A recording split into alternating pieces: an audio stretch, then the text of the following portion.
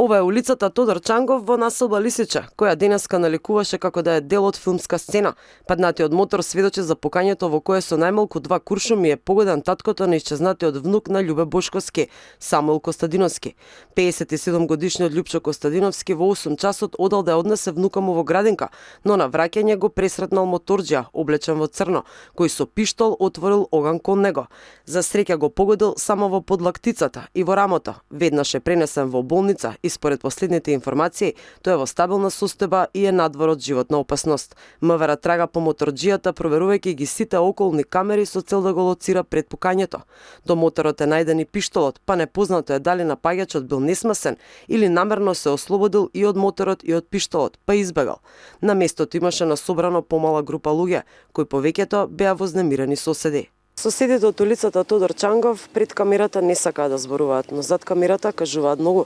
Тие се сигурни дека инцидентот со Бајле кој што се случил е поврзан со исчезнувањето на неговиот син кој што полицијата трага по него цели 4 месеци. Теории за исчезнувањето има многу. Според една, која раскажуваа соседите зад камера, Самуил пред исчезнувањето имал проблеми со одредена наркогрупа. Приказната на комшиите оди дотаму дека целиот случај е врзан со долг кој го имал Самуил кон групата, па дури и дека тоа е мотив и за денешниот напад на татко му.